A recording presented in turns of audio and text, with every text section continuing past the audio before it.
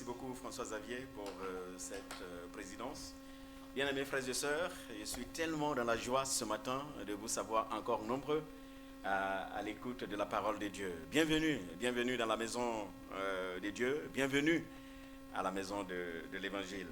Je pense que Ève l'a déjà souligné, nous voulons vraiment dire aussi, bienvenue à James, ça fait tellement plaisir de te revoir frère. En tout cas, nous sommes heureux de ce que le Seigneur accomplit dans ta vie. Et bienvenue parmi nous. Pour ceux que je n'ai pas encore salués ce matin, recevez mes salutations. Et après le culte, on pourra sûrement se serrer la main. Nous allons donc directement entrer dans notre prédication de ce matin. Et vous l'avez compris, le dernier chant annonce le message. Jésus est la solution à ce monde.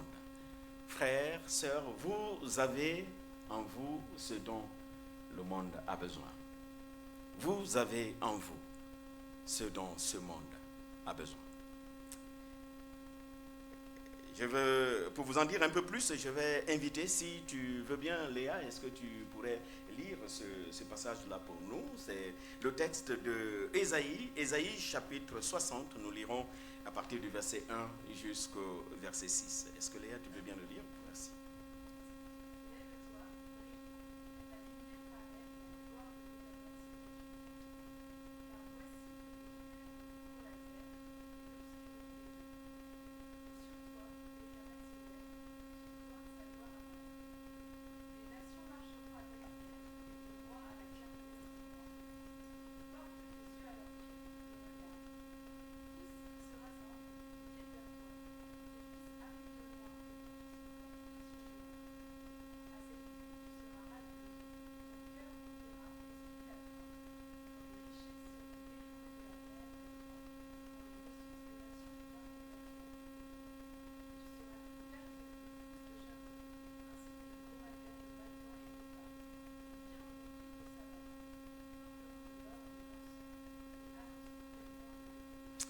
Annonceront les louanges de l'Éternel. Prions ensemble. Notre Père, notre Dieu, nous voulons encore te dire grand merci pour ce privilège que nous avons ce matin de nous rassembler dans ta maison. Nous sommes là, Éternel, pour t'adorer. Nous sommes là pour te glorifier. Nous sommes là pour te magnifier. Et nous sommes là aussi pour nous ressourcer, Éternel. Nous ressourcer auprès des eaux intarissables. Oui, nous voulons, Père, que par ta parole, tu étanches notre soif ce matin. Que par ta parole, Éternel, mon Dieu, tu viennes simplement combler le vide qui est en nous. Que ta parole, tu nous nourrisses, notre Père, notre Dieu. Oui, répare nos vies qui sont brisées. Merci pour cette parole qui est lumière et qui s'élève sur nous et qui habite en chacun de nous. Sois exalté, sois magnifié, Seigneur, pendant que nous serons à l'écoute de ta parole. Au nom de Jésus. Amen. Oui, merci encore à Léa pour la lecture de ce texte d'Ésaïe, chapitre 60. Quel texte puissant, n'est-ce pas? J'ai tellement aimé ce texte pendant que j'étais en train de le lire. En fait, quand le prophète Ésaïe regarde sa génération, qu'est-ce qu'Ésaïe voit? Quand il lève les yeux sur sa génération, qu'est-ce qu'il voit? Ésaïe voit un peuple qui crie. Il voit un peuple qui souffre. Ésaïe voit un peuple qui soupire dans les ténèbres, dans lesquelles ce peuple est en train de vivre. Ésaïe voit un peuple qui souffre d'injustice, un peuple qui souffre de violence, de conflits, un peuple qui souffre de mensonges, mais aussi de corruption. Il voit un peuple qui est marqué par l'inquiétude, la lassitude, un peuple qui a peur, un peuple qui est totalement divisé. Et comme le prophète Ésaïe, lorsque nous regardons aujourd'hui à notre monde, lorsque nous regardons autour de nous, lorsque nous levons simplement les yeux, bien-aimés frères et sœurs, que voyons-nous? Qu'est-ce que vous voyez autour de vous aujourd'hui? Nous voyons aussi un monde qui cherche désespérément. Un monde qui cherche désespérément la paix, n'est-ce pas? Les gens cherchent la paix parce qu'ils vivent dans des tensions qui sont permanentes. Des tensions familiales. Hier, quand Aimé me ramenait de chez lui, il nous ramenait de chez lui, il m'a raconté cette histoire d'une émission qu'il a écoutée où un monsieur appelle en direct et il cherche quelqu'un à qui parler parce qu'il n'a plus personne à qui parler. Le seul frère qu'il a, en fait, les deux ne se parlent pas à cause d'une question d'intérêt, d'héritage, d'argent, des familles divisées. Au point où aujourd'hui on cherche de l'aide en direct au niveau des inconnus, des personnes qu'on ne connaît plus. Quand on lève les yeux sur notre monde, en fait nous voyons un monde qui vit dans des tensions qui sont permanentes. Tensions au travail, tensions dans la société, tout le monde est sur ses nerfs. Nous avons eu l'occasion de rendre visite à notre aînée Anna pendant cette semaine. Et quand on redescendait, mon épouse et moi, on a pris l'ascenseur. Et dans l'ascenseur, il y avait une dame là, dans son fauteuil au roulant. Mais tout le temps qu'on a passé, cette femme ne faisait que râler. Elle ne faisait que critiquer. Elle ne faisait que parler mal des gens. Mais vous voyez, c'est moi seul, je suis là. Personne ne vient m'aider. Personne ne fait ceci. Les gens sont tous sous tension. Il n'y a que des nerfs qui parlent aujourd'hui. Bien-aimés frères et sœurs, quand on regarde notre monde aujourd'hui, qu'est-ce qu'on voit? On voit des gens qui cherchent désespérément la joie, des gens qui cherchent désespérément l'amour parce que le monde ne sait plus, on ne sait plus aimer, n'est-ce pas? Les relations sont fragiles, la fidélité s'est fait rare, la solitude est devenue massive. Oui, on parle beaucoup d'amour, mais est-ce qu'on sait ce que c'est que l'amour? Est-ce qu'on sait aimer aujourd'hui? Demandez aux gens de définir l'amour. Et vous verrez que difficilement ils réussiront à définir ce que c'est que l'amour. Notre monde dans lequel nous vivons aujourd'hui cherche désespérément la sécurité parce que ce monde vit constamment dans la peur. La peur de l'avenir, la peur de manquer, la peur de l'autre et même de la maladie. La peur d'une crise économique. La France n'a jamais connu autant de difficultés à voter son budget que maintenant. On a peur de ce que demain sera sur le plan économique et sur le plan financier. Oui, quand on lève les yeux sur notre monde, on voit que ce monde est en train de chercher désespérément quelque chose. Les gens autour de nous cherchent un sens à leur vie. Les gens autour de nous cherchent une direction. Les gens autour de nous cherchent une espérance dans ce monde sans espérance. Mais le plus dramatique, le plus tragique dans tout cela, c'est qu'ils ne savent plus à qui faire confiance. Ils ne savent plus à qui faire confiance. Non, les gens ne font plus confiance aux médias. Parce que on sait que quand ces médias parlent souvent, c'est pour nous dire des choses telles que suivant leur regard. Et non suivant la réalité aujourd'hui. Les gens ne font plus confiance aux politiques. Les gens ne font plus confiance à leurs propres institutions. Et pire, certains ne se font même plus confiance en eux-mêmes. Voilà le monde dans lequel nous vivons aujourd'hui. La réalité est simple. Malgré les progrès scientifiques, malgré les avancées technologiques, malgré les richesses accumulées, notre monde reste profondément insatisfait. Il reste profondément vide. Notre monde cherche, il tâtonne. Les cœurs sont vides, les familles sont divisées. Notre monde cherche quelque chose. Il cherche quelque chose. Les ténèbres couvrent toute la terre. Et c'est de cela dont il est question dans ce texte. Quand Ésaïe lève les yeux sur son monde, voilà ce qu'il voit. Et c'est précisément dans ces décors de ténèbres, c'est précisément dans ces décors de désespoir total que Dieu appelle son peuple à se lever et à briller. Pourquoi? Parce que sur lui, sur son peuple s'est levé sa lumière, la lumière de Dieu. Dieu invite son peuple à se lever parce que sur lui s'est levé sa propre gloire. Non pas la gloire de ce peuple, mais sur la gloire, il s'agit de la gloire de Dieu. Pourquoi Dieu invite son peuple à se lever? Parce qu'il sait pertinemment une chose. Le monde cherche ce que le peuple de Dieu possède. Le monde recherche ce que le peuple de Dieu possède. Cette invitation, vous le savez, elle était d'abord adressée au peuple d'Israël. Quand ce peuple est revenu de l'exil, Dieu demande à Sion de se lever dans ce texte d'Ésaïe 60, à se lever et à briller parce que le monde autour était un monde totalement dans les ténèbres. Mais cette invitation s'adresse aujourd'hui encore à nous, à chacun de vous, à moi, à l'église de Jésus-Christ. dans ce monde rempli de crises, dans ce monde rempli de confusion, de peur, de désespoir, Dieu parle à ses enfants et il les invite simplement à se lever. À se lever, pourquoi? Parce que, en fait, vous avez quelque chose dont ce monde a besoin. Dans ces décors de désespoir, Dieu adresse son invitation à chacun de nous ce matin, ici présent. Il nous invite à nous lever, parce que la population de Boulogne recherche quelque chose dont nous avons entre nos mains. Ceux qui sont autour de nous cherchent quelque chose dont nous avons. En regardant ce texte, la première chose qu'on voit, le constat que Dieu pose dans ce texte-là, c'est en fait le fait que les ténèbres couvrent la terre. Le monde vit dans les ténèbres. Le prophète Ésaïe dit, voici les ténèbres couvrent la terre et une nuée sombre, d'autres versions diront, un épais brouillard couvre les peuples. Dites-moi, n'est-ce pas vrai ce que le prophète dit ici? Je l'ai dit tantôt, lorsque nous regardons notre monde, ne voyons-nous pas ce que le prophète est en train de dire ici?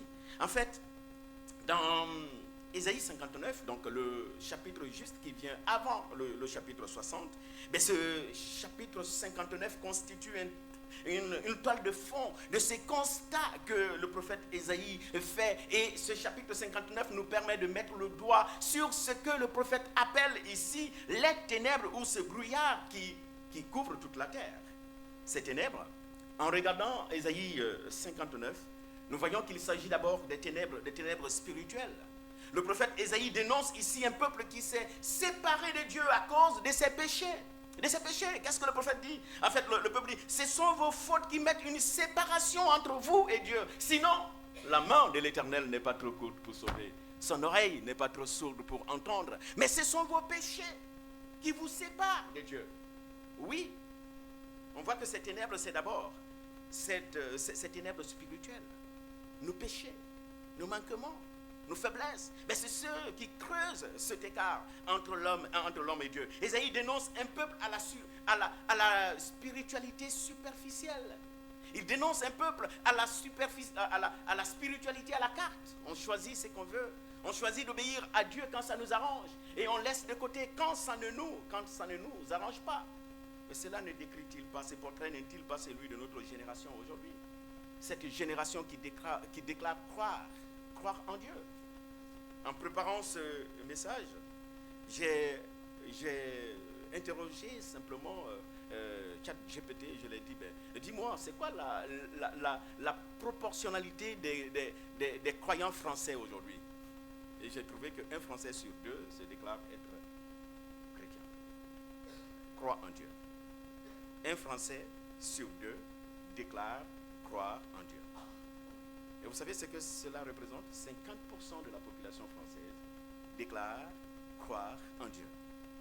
Et cela fait près de 30 millions, un peu plus de 30 millions de Français qui déclarent croire en Dieu. Parce que la population, c'est combien? 68 millions, c'est ça? Environ 68, 69.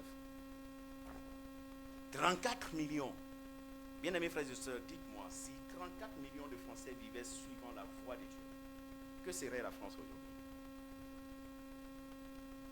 Si 34 millions de Français suivaient les principes de Dieu, que serait notre monde aujourd'hui? Mais c'est comme à l'époque du prophète Ésaïe.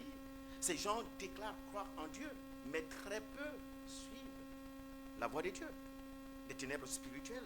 Mais c'était aussi des ténèbres morales, des ténèbres sociales. Le prophète parle de mains qui sont souillées de sang, de pensées qui sont perverties, de procès qui sont truqués quelque part. N'est-ce pas là ce qui caractérise le plus notre monde aujourd'hui? Essayez de regarder la télévision chaque soir. Ce à quoi nous assistons, c'est la violence partout. Le trafic des drogues qui devient de plus en plus imposant. La criminalité qui est devenue galopante, la corruption, les scandales financiers. Voilà ce qui caractérise notre monde. Les ténèbres sur toute la terre. Ces ténèbres, c'est aussi des ténèbres relationnelles. Ésaïe dépeint un monde où règne le mensonge. Il dépeint un monde où règne la manipulation. Il dépeint un monde où règne la ruse. Il dépeint un monde où règne l'hypocrisie, une société où la vérité est complètement piétinée. Ésaïe dépeint aussi des ténèbres existentielles. Au verset 8 du chapitre 59, Ésaïe constate l'absence de la paix. On le voit, la paix, la voie de la paix, mais en fait, ils ne la connaissent pas. La seule chose qu'ils connaissent, c'est la voie de la guerre. Tu me gifles, je te gifle 4 fois. Tu m'as pris 1, je t'en prends 5. Et tu m'as fait ceci, je te rends le double. C'est la voie de la guerre. Vous vous souvenez de ce que Nicolas disait pendant ce cours sur la parentalité, n'est-ce pas? Le chihuahua qui est en nous et qui crie constamment, il suffit d'une petite situation pour que ce chihuahua se réveille en nous pour réagir. Au verset 14, au verset 15, en fait, le prophète observe un déclin moral généralisé. Il voit la vérité, il dit la vérité trébuche, l'honnêteté est complètement bannie, ce qui traduit en quelque sorte un renversement des valeurs. Le monde dans lequel Ésaïe vivait était un monde où le mal était normalisé, où il n'y avait plus de repères. Vous vous souvenez, ce n'était pas que au milieu des païens, c'était aussi au milieu du peuple d'Israël, n'est-ce pas? Le chapitre 58 est là pour le rappeler. Ésaïe se fâche contre le peuple de Dieu. Et il lui dit, en fait, quand vous gênez, vous êtes carrément à l'ouest. Vous n'êtes pas en train de faire la volonté de Dieu. Vous vous souvenez du jeûne que Dieu veut, qui est décrit quelque part dans Ésaïe chapitre 58. Le verset 9 de Ésaïe 59 consacre le triomphe des ténèbres. Ésaïe dit, nous attendions la lumière. Mais qu'est-ce qu'on voit? Mais en fait, ce sont des ténèbres qu'on voit. Quelle phrase, n'est-ce pas? Cette phrase pourrait faire la une de n'importe quel journal français. Les gens l'auraient arraché rapidement. Nous attendions la lumière. Mais en fait, ce sont les ténèbres que nous sommes en train de voir. Ce verset traduit l'impasse totale dans laquelle se trouvait ce monde. L'impuissance totale face à ce qui s'est passé. Un désespoir total. Oui, Ésaïe 59 dresse le portrait réaliste d'un monde qui est couvert par un épais nuage de fumée. Un monde qui est essoufflé. Un monde qui n'arrive plus à respirer sereinement. Mes frères, sœurs, lorsque nous regardons à notre société, la ressemblance saute aux yeux, n'est-ce pas? Nous vivons dans un monde qui est marqué, je le disais tantôt, de violences sans repère, où le mal est aujourd'hui applaudi, où le bien est moqué. Un monde qui est marqué par l'amour, mais l'amour de l'argent. Les gens aiment l'argent, ils aiment le pouvoir, les gens aiment le plaisir. Ils aiment ces choses-là plus que Dieu, au point où ces choses sont devenues leur Dieu. Leur Dieu. Hier, je disais à Aimé, quand il me racontait cette histoire, je disais, c'est tellement triste de voir ce que l'argent, l'amour de l'argent fait aujourd'hui. On préfère l'argent aux frères de sang. On préfère l'argent à un membre de notre propre famille. On préfère ne plus lui parler parce qu'il y a des querelles d'héritage entre nous. L'argent est devenu, en fait, le Dieu de notre monde aujourd'hui. C'est évident. Le monde va mal. Notre monde est malheureux parce qu'il est couvert par les ténèbres. Ce n'est pas en fait la Bible qui est pessimiste, non. C'est la réalité qui est sombre. Ouais. C'est la réalité qui est sombre. Non, la Bible n'ignore pas la noirceur de ce monde. La Bible constate la noirceur de ce monde. Les ténèbres sont bien là, nous dit le prophète. Elles sont même suffisamment profondes. Or, quand on est dans les ténèbres, quand on vit dans les ténèbres, on ne sait plus où aller. Quand on est dans les ténèbres, on avance à tâtons. Quand on est dans les ténèbres, on se cogne, on se blesse. Si vous ne croyez pas, rentrez chez vous ce soir à partir de 23h. Éteignez tout, arrêtez tout et commencez à marcher. Vous verrez la différence entre marcher dans la lumière et marcher dans les ténèbres. Même si vous connaissez parfaitement votre chambre, je suis sûr et certain que vous ne pourriez pas être à l'aise, courir dans votre chambre lorsqu'il y aura l'obscurité. Parce que dans les ténèbres, on marche à tâtons. Dans les ténèbres, on se cogne simplement. Mais la beauté, c'est que Dieu ne se contente pas seulement de décrire l'état catastrophique du monde. Dieu ajoute un grand mais, un mais qui vient changer tout. Mais sur toi, l'Éternel se lève. Mais sur toi, l'Éternel se lève. Oui, frères et sœurs, vous avez ce dont ce monde a besoin. Après ce constat catastrophique de l'état de notre monde, oui, on voit dans ce texte, Ésaïe écrit, « Mais sur toi, l'Éternel se lève, sur toi, sa gloire apparaît. » Voici la bonne nouvelle qu'on trouve dans ce texte-là. Au cœur de cette obscurité, Dieu fait lever une lumière. Mais Dieu fait lever la lumière sur qui? Dieu fait lever sa lumière sur qui? Dieu fait lever sa gloire sur qui? Sur son peuple. Le texte, il est clair. Et je l'ai souligné. C'est sur vous. Et ce vous, en fait, c'est le peuple de Dieu. Bien-aimés, vous l'aurez compris. Vous l'aurez compris. L'Église est le remède de Dieu à l'obscurité dans laquelle le monde vit aujourd'hui. Vous êtes le remède de Dieu à l'obscurité dans laquelle ce monde vit. Vous êtes le remède, la solution de Dieu au problème de l'humanité. L'Église est porteuse de la lumière de Dieu, lumière qui éclaire les nations. C'est quoi la lumière? J'ai trouvé quelques symboliques de la lumière dans la Bible. J'ai regardé rapidement, j'ai trouvé que, en fait, dans la Bible, la lumière exprime d'abord l'ordre, n'est-ce pas? L'ordre de Dieu. C'est la première chose que Dieu crée au moment de la création. La lumière est donc le signe que Dieu apporte l'ordre dans le chaos total, que la lumière soit. Et la lumière fut. Dieu est un Dieu d'ordre. Et il veut que sa société, ses créatures puissent aussi marcher dans l'ordre. Oui, j'ai aussi vu que dans l'Ancien Testament, la lumière manifeste la présence et la gloire de Dieu, n'est-ce pas? On a l'exemple de la nuée qui conduisait le peuple d'Israël dans le désert. La lumière exprime donc la proximité de Dieu. La lumière exprime la guidance de Dieu, la conduite, la direction de Dieu. La lumière exprime notamment l'action salvatrice de Dieu. La lumière, c'est aussi la parole de Dieu, n'est-ce pas? Cette parole qui éclaire nos sentiers. Le psalmiste dira, ta parole est une lumière à mes pieds, est une lampe à mes pieds et une lumière sur mon sentier. Oui, la lumière ici, c'est la parole de Dieu, comme on l'a dit. Cette parole qui nous permet de comprendre et de discerner la volonté de Dieu. Mais dans le Nouveau Testament, la lumière a un nom et la lumière a un visage. La lumière, c'est le Seigneur Jésus-Christ. Lui-même, il dit quoi? Je suis la lumière du monde. Je suis la lumière du monde.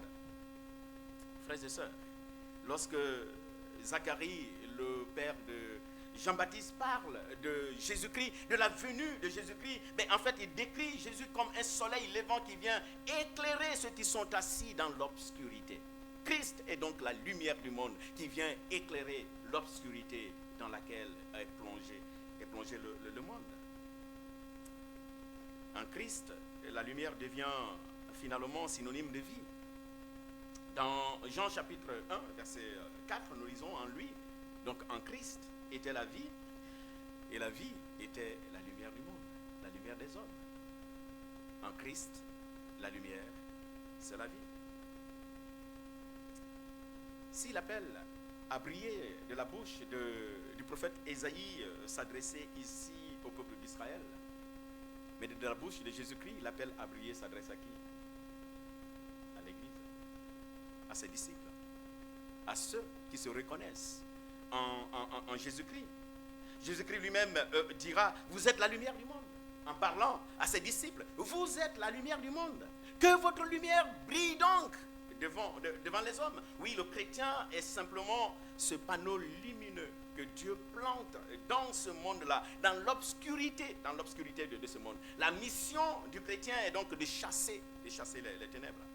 Chasser les ténèbres par son témoignage et par ses œuvres. Voilà la mission que le Seigneur nous confie. Nous sommes la lumière du monde. Oui, c'est évident. La solution de ce monde, la solution de Dieu à l'obscurité de ce monde, c'est son peuple.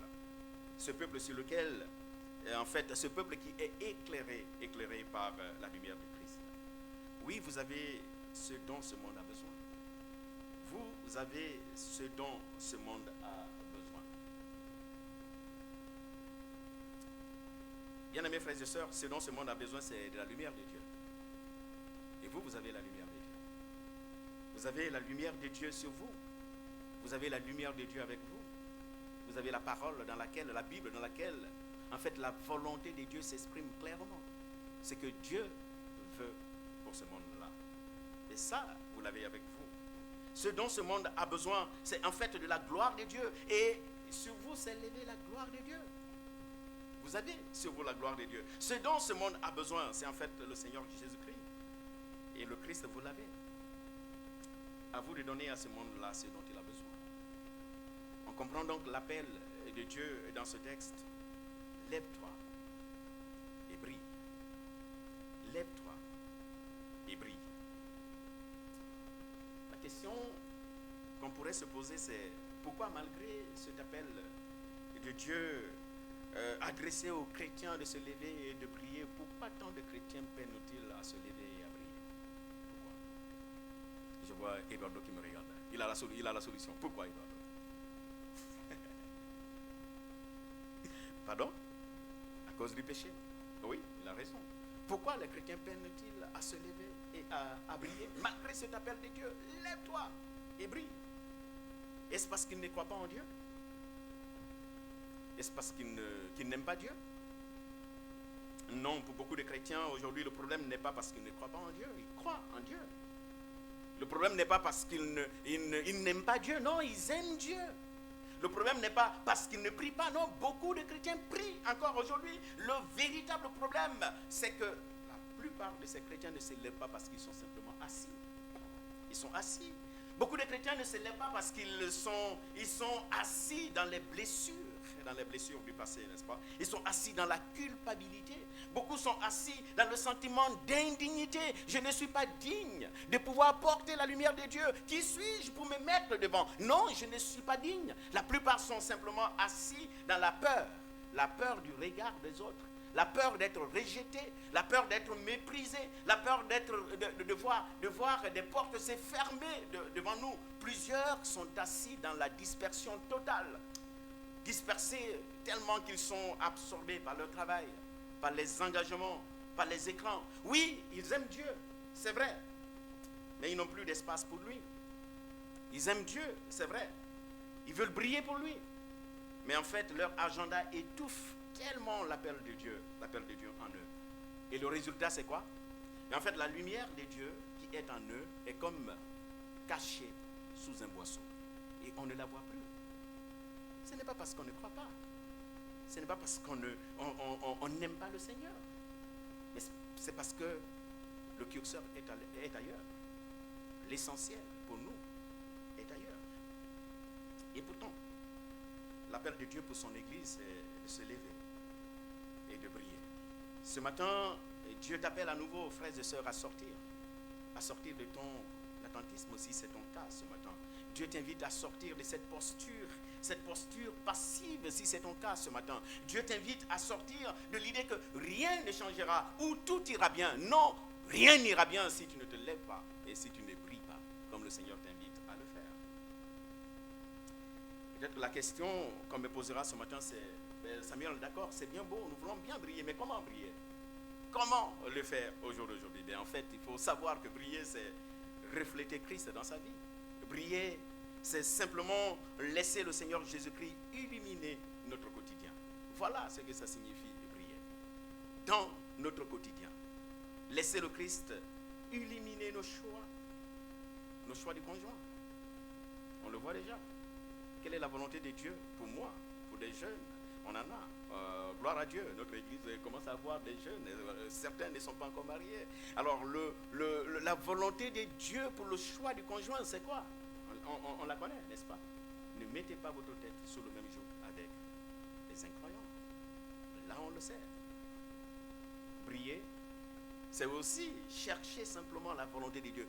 Laisser nos choix être illuminés par la volonté, par la volonté de Dieu. Le choix de la carrière, le choix de l'intégrité, le choix de la pureté. Le Seigneur veut que nous menions une vie de piété, de pureté. Briller, c'est aussi faire le choix de vivre dans la pureté, dans l'intégrité et dans la piété. Briller, c'est laisser le Seigneur Jésus-Christ illuminer nos paroles. Pas de paroles blessantes. Pas de paroles dévalorisantes. La Bible dit qu'aucune parole blessante ne franchisse vos lèvres. S'il y a une parole qui doit sortir de ma bouche, quand je parle à mon enfant, quand je parle à ma femme, quand je parle à mon employé, quand je parle à mon employeur, s'il y a une parole qui doit sortir de ma bouche, bien-aimés frères et sœurs, ça doit être une réponse douce, une réponse paisible. Briller, c'est aussi laisser le Seigneur simplement illuminer notre quotidien, notre manière d'aimer, notre manière de réagir. Réagir quand des fois nous sommes face à quelqu'un qui nous fait le mal. Comment réagir? Ne rendez point le mal par le mal, mais rendez le mal par le bien. C'est tellement facile à dire, n'est-ce pas? Mais des fois quand on est en face de la réalité, ça devient tellement compliqué de le vivre au quotidien. Ne vous laissez pas vaincre par le mal, nous dit la parole de Dieu. Mais surmonter le mal par le bien. Frères et sœurs, tu peux briller aujourd'hui par ton pardon. Je ne sais pas qui t'a offensé. Qui est cette personne que tu peines à pardonner? Cette personne que tu as du mal à regarder en face. Cette personne que tu n'inviterais jamais chez toi à ta table. Cette personne que tu n'aimerais pas avoir dans ton équipe. Tu veux avoir tout le monde sans cette personne-là. Mais en fait, briller, c'est aussi accorder le pardon à cette personne qui t'a offensé. Tu peux briller par ta patience. Tu peux briller par ta joie, par ton calme et ta sérénité face aux tempêtes qui peuvent se lever aujourd'hui dans ta vie. Tu peux briller ainsi. Non, ne laisse pas le diable te convaincre que tu n'as absolument rien à donner. C'est faux. Ne laisse pas ton passé te convaincre que tu n'es pas qualifié pour donner au monde ce que Dieu t'a confié pour ce monde-là. C'est faux. Tu as quelque chose et tu es capable de le faire. Tu as ce dont le monde a besoin. Le monde a besoin de paix. Notre monde a besoin de paix. Et toi, tu as qui? Mais le prince de paix. Tu as le prince de paix avec toi. Tu connais le prince de paix. Le monde manque d'amour authentique et toi, tu as l'amour de Dieu en toi. Le monde manque de vérité et toi, tu connais celui qui a la vérité. C'est lui qui dit, je suis le chemin, la vérité et la vie. Le monde manque de repères, mais tu connais celui qui est le chemin. C'est lui qui peut montrer la voie. Le monde manque aujourd'hui de vie et tu connais celui qui donne la vie. Là où il n'y a pas de pardon, toi, tu connais le Dieu qui pardonne, malgré nos fautes. Quand le monde manque de lumière, toi, tu as la lumière de Dieu avec toi. Voilà pourquoi Dieu t'invite simplement à te lever donc et à briller. Ce texte, vous l'avez remarqué, commence par poser le problème. Il y a un problème. Ce problème, c'est que les ténèbres couvrent la terre. Et Dieu propose une solution. La solution, c'est en fait son peuple. Il a mis en son peuple des qualifications nécessaires pour pouvoir apporter la lumière là où il y a des ténèbres aujourd'hui. Et la dernière chose qu'on trouve dans ce texte-là, c'est en fait les résultats lorsque le peuple de Dieu se lève, lorsque le peuple de Dieu vit la lumière de Dieu, lorsque le peuple de Dieu se lève et resplendit. Que se passe-t-il? Que se passe-t-il quand l'Église brille? En fait, quand la lumière de Dieu s'élève sur son peuple, mais tout change totalement. Quand la lumière de Dieu se lève, tout change. On ne peut pas, frères et sœurs, allumer une lampe dans une chambre obscure et croire que rien ne va se passer. Non, quelque chose se passera forcément. La chambre va changer d'atmosphère. Elle va changer parce que la lumière est apparue. Dans ce texte, Ésaïe donne trois effets majeurs de la lumière de Dieu sur le monde. Vous les voyez qui sont affichés. Quand l'Église vit réellement l'Évangile, quand l'Église vit réellement la lumière de Dieu, en fait, les nations sont simplement attirées. Le verset 3 est tellement intéressant, n'est-ce pas? Il est incroyable ce verset. Il dit, des nations marcheront à ta lumière et des rois à la clarté de ton aurore. C'est comme si Ésaïe était en train de dire, mais en fait, les nations, les peuples, oui, les dirigeants, les sceptiques, ceux qui sont blessés, des personnes perdues, viendront à toi si tu te lèves et que tu brilles véritablement. Pourquoi ces personnes viendront à toi? Mais parce que les gens reconnaissent la lumière. Même les mauvaises personnes reconnaissent la lumière. Ils reconnaissent ce qui est bien et ils aiment ce qui est beau, ce qui est bien. Les gens sont attirés simplement par la lumière. La lumière attire et la lumière rassemble. Et nous sommes cette lumière, la lumière de Dieu. Quand l'église brille, les cœurs s'ouvrent. Quand l'église brille, les nations viennent. Quand l'église brille, les familles sont touchées. Quand l'église brille, les voisins se posent des questions. Et Olivier le disait pendant notre culte fraternel. Oui, jamais comment on appelle, les feux n'ont été aussi ouverts que maintenant. Les gens se posent la question sur Dieu. Les gens sont en recherche de Dieu. Et quand la lumière, quand l'église brille, les gens se posent vraiment la question. Quand l'église brille, les voisins, les collègues sont curieux. Quand l'église brille, même les relations qui sont abîmées sont réparées. Les familles qui sont brisées sont simplement restaurées. Quand l'église brille, l'église devient simplement un repère dans un monde sans repère. Et il n'y a pas que ça. Quand l'église brille, nous le voyons au verset 5, au verset 6, le Seigneur est honoré. La fin du verset 6 le dit clairement. Et ils adoreront, ils loueront l'Éternel. Quand l'église brille, mais le Seigneur est simplement honoré. Il est loué. L'évangile, quand elle est pleinement vécue, les nations qui étaient autrefois éloignées de Dieu vont finir par venir et participer à la gloire de Dieu.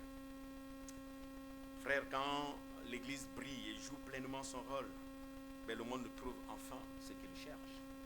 Et ce que le monde cherche, c'est l'amour. Et nous avons l'amour de Dieu. Ce que le monde recherche, c'est la joie. Et l'église a la joie de Dieu. Le monde recherche la paix. L'église a la paix de Dieu. Le monde recherche la vérité et l'espérance. Et ces choses-là, nous les avons. Vous savez, nous avons, nous, enfants de Dieu, ce que les grands de ce monde ne peuvent pas donner. Nous avons ce que les grands hommes, les hommes de ce monde ne peuvent pas donner. Parce que nous avons l'évangile qui sauve. Nous avons la vérité qui libère. Vous connaîtrez la vérité. Et la vérité vous affranchira. Vous rendra des hommes libres. Il n'y a que Christ qui peut nous libérer. Et ce Christ, nous l'avons. Le monde ne connaît pas Christ. Et il n'a pas cette vérité-là. Vous avez l'amour. L'amour de Dieu qui restaure les cœurs qui sont brisés. Vous avez la paix qui dépasse toute intelligence humaine. Vous avez par-dessus tout Christ, le Sauveur du monde. Et l'appel de Dieu, c'est de donner au monde ce dont il a besoin. Et ce dont le monde a besoin aujourd'hui, c'est de Jésus-Christ. Sommes-nous encore engagés à donner Christ au monde? Et nous avons tellement d'occasions. Ève le rappelait tout à l'heure. En fait, en cette période de Noël, le monde est à la recherche de la vérité. Et nous avons la vérité. Pouvons-nous faire le pas pour aller partager cette vérité-là? Donner Christ pendant que les voyants sont ouverts. Prions ensemble.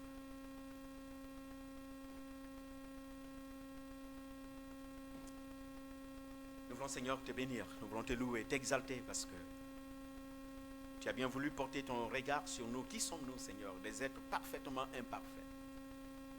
Mais en fait, ce n'est pas de notre lumière dont tu as besoin. Mais c'est ta lumière que tu mets sur nous. Et c'est cette lumière que tu veux voir briller aux yeux de ce monde-là.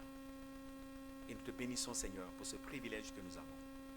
Ce privilège d'être choisis comme les porteurs éternels de ton évangile, les porteurs de ta gloire, les porteurs éternels, mon Dieu, de ta lumière. Merci, c'est un privilège, Seigneur, et nous te bénissons pour cela.